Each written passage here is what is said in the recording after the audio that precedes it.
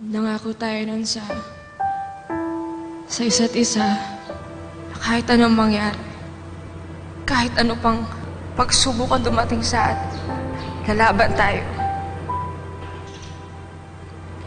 At malalampasan natin lahat ng to. Dahil magkasama tayo. Yun yata yung papel mo sa buhay ko eh. Paano natin mapapanindigan to, Efrain? Hindi pa nga tayo nagtatagal. Ang dami na natin problema. Labas ang relasyon natin sa kasalanan ng tatay mo. Saka huwag kang mag-alala sa pamilya ko. Ako magiging panangga mo sa kanila. Basta kumapit lang tayo. Huwag tayo susuko.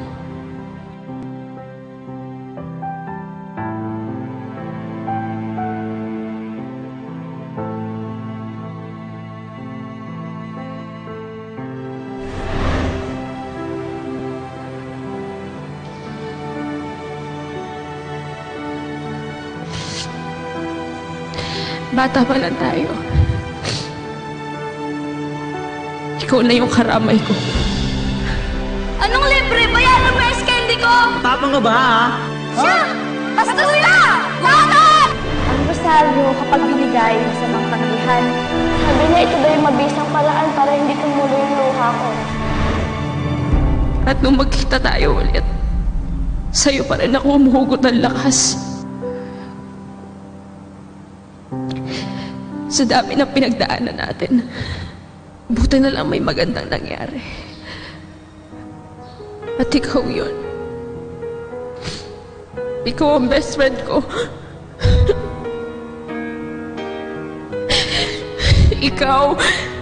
Ikaw yung dahilan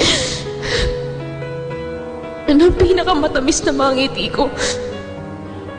At sa dami ng mga lubak na dinaanan natin,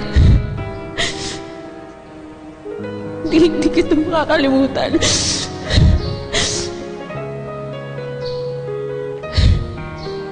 Ikaw pa rin yung nag-iisang laman ng puso ko.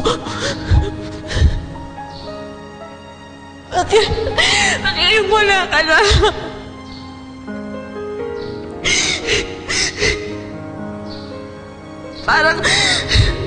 Parang dinurog na isang libong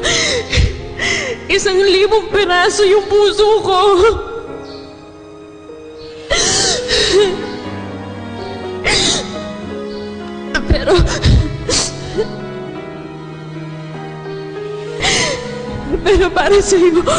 Pero para sa'yo, Efrain, nalaban ako.